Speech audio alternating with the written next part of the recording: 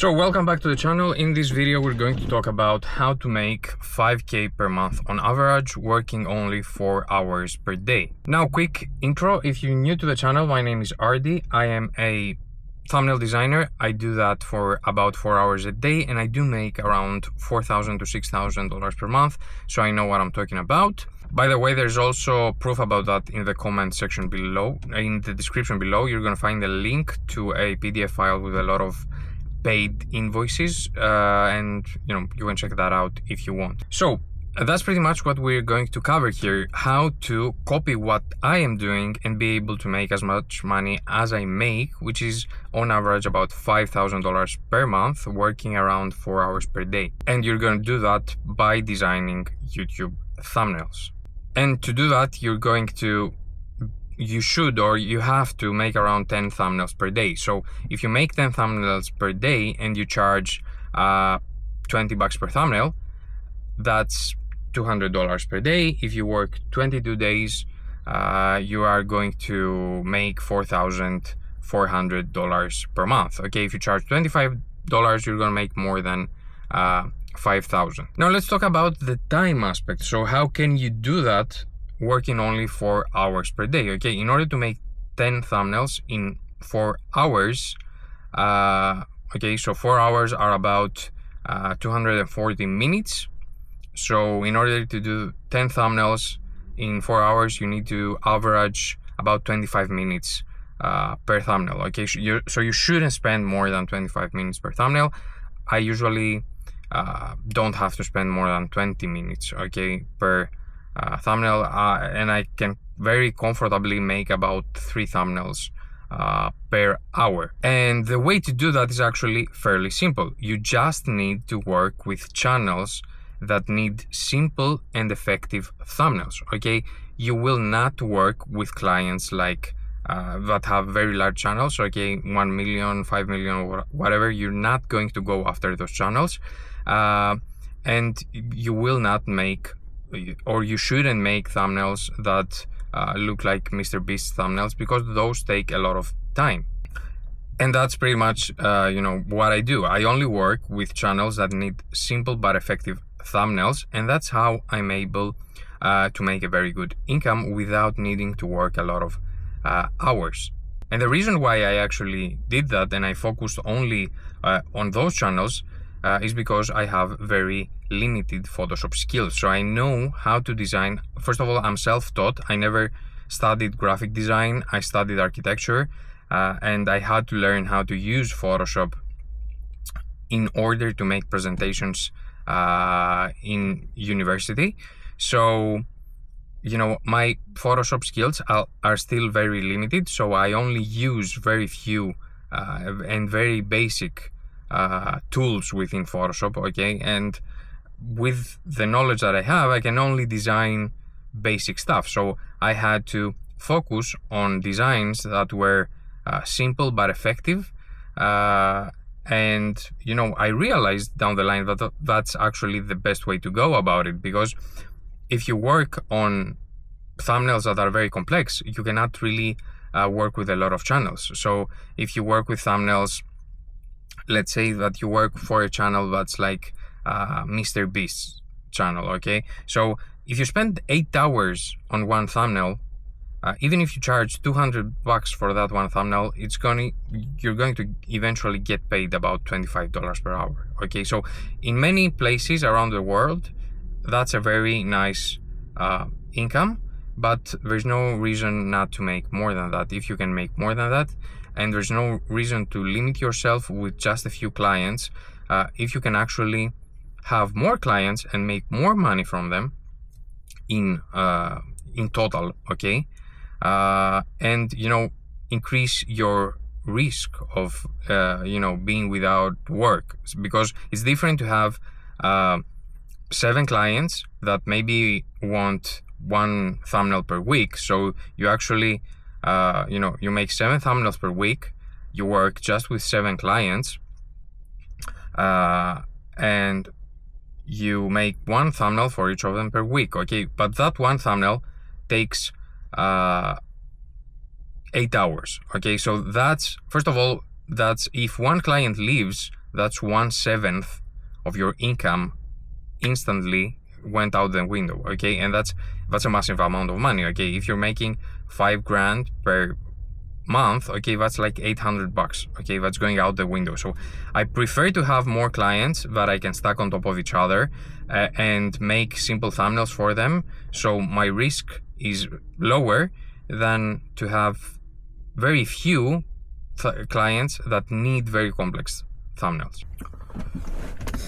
Now, that was tip number 1 on, how to not spend a lot of time on a thumbnail, or how not to be required to spend a lot of time on a thumbnail. But now I'm going to also give you some tips that will help you not spend more than those 25 minutes, okay, and will make that very doable. Okay, so first of all, when you start working with a client and you make 4, 5, 10 thumbnails for them, you're going to understand exactly what they need. So after 4 or 5 thumbnails, you'll know exactly what they need, and you won't have to spend as much time on their work.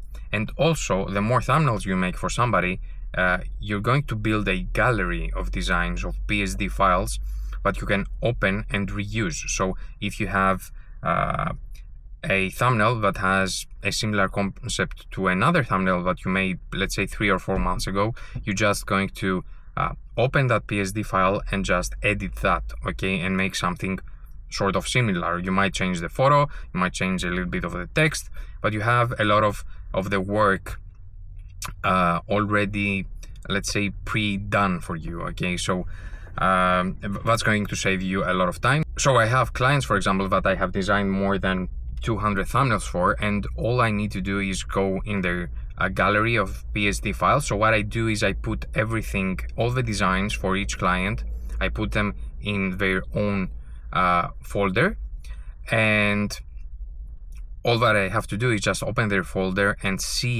find the design that I'm interested in, or a design that already has the face that I want to use. So I have made more than 200 thumbnails. I already have like 30 or 40 different expressions of their face in there. So all I have to do is go open the file with the expression that I need and just change the graphics and the text. Okay, so that saves me a lot of time. And also nowadays you can, first of all, another tip is that you shouldn't charge for one thumbnail. Okay, you should charge for as many clients, for as many thumbnails upfront as you can, or for as many as they are willing to pay for. So I never go with less than 10 thumbnails. So I have a couple of clients that buy 4 or 5 thumbnails because that's a deal I've done with them a few years ago when I first started. But nowadays I only charge for 10 thumbnails or more in prepaid packages, so I don't have to chase clients all the time to get paid. Okay, I get paid up front, and I don't care how long it's going to take them to send me those 10 requests. All I care about is getting the money up front. And then nowadays you also have AI to help you with whatever needs you have. Okay, so you have ChatGPT that can help you with thumbnail ideas if you're stuck. You also have the search bar on YouTube. Okay, so you shouldn't try to come up with new ideas. You should just replicate ideas that are already working, just not copy them directly. Okay, so if you type the title of the video that you're trying to make a thumbnail for on the YouTube search bar, you're going to get a lot of similar videos. Okay, so those that are on top usually have thumbnails that work well for that topic. So all you have to do is choose the one you want to replicate. Okay, you don't have to come up with new ideas all from scratch, because that's going to waste a lot of time, and it doesn't necessarily mean that you're going to make a better thumbnail because you don't already know what works best for that specific topic. So other people have already tested the subject, and if you're going to be more successful if you try to replicate them than come up with very original ideas, especially when you're just starting out. Now, another tool you can actually use is Midjourney. Okay, so in Midjourney you have the ability to obviously generate images that you want by giving a prompt but you can also use the gallery that's there, okay? And by searching on the search bar, you can find images that other people have already generated, and I do that very frequently, and it saves me a lot of time. Another tool that you can use is Photoshop Generative AI tool, okay? So I've been using that for a while. It's obviously you're going to need a proper Photoshop license in order to do that, and a proper subscription, but it's very helpful, okay? If you want to change like clothes on somebody, or add something on his body, or add a hand or whatever, it saves you a lot of time. Now, I use other tools outside of of generative AI tools in order to make my job easier, but all of these tools that I'm going to mention and that I have already mentioned, they're not necessary. I didn't start with this. I only started with Photoshop, with a Photoshop subscription, so that's all you need. And yes, that does mean that in the beginning you're going to spend a little bit more time, and as you get better and as you make more money and you can afford these tools, you're going to get much faster. So I use tools, for example, like remove.bg, which is for removing backgrounds from images. It does an excellent job. So usually 95% of the time I never have to edit the photo at all, or clean its backgrounds and stuff like that. So I use that. I pay anywhere from $40 to $80 per month for that tool alone, depending on how much cleaning I have to do, or how many photos I need to clean every month. I'm sorry. What else? So there are, let me see my notes for a moment. So I use, for example, tools like Grammarly, which saves me a lot of time when I'm messaging clients, and it helps me. As you can understand, I'm not an American, so I make mistakes frequently when I type, and I use Grammarly so I don't make any mistakes, okay? So because it fixes my typos and stuff like that, and I look more professional. And I also use other tools like Envato, for example, okay? Envato Elements, and I have a subscription with Envato. I pay about 180, I think 170 or 180 per year, and that gives me a lot of graphics, a lot of different fonts, a lot of stock images that I can use and not put my clients at risk. So you don't want to, when you do this work, you don't really want to use any stock images, because that might put your clients at risk. So you want to make them feel safe and also be covered on your end as well. That's why we use premium tools. But obviously there are free resources to get images as well online. Now, if you're more serious about this and you would like to know more, or how to copy exactly what I'm doing, and how I find clients and stuff like that, I do have a step-by-step training that you can find down below. It's called the Thumbnail Designer Academy. It's currently on sale. It has more than 100 students already in there.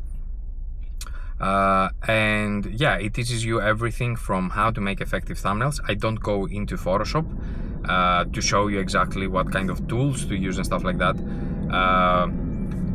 but I talk about how to think about thumbnails, and what mistakes you should avoid, and what best practices you should use, and then the other, that's 30% of the course or the training. And the other 70% of the training, it's a video training, by the way. It's about 46 small lessons, and the other 70% is actually about which clients to go after, how to market yourself, how to message them, what types of messages to send them exactly. I share everything. I don't do any gatekeeping. That's why you're gonna pay for the course, and after that, there's everything that I know and everything that I am doing, you're going to know, and that's going to help you start this business much faster. Okay, so you can definitely do this yourself. I started it on my own, but if you want a much faster option, you can check that out in the description below. So that's it for this video, and I will see you on the next one.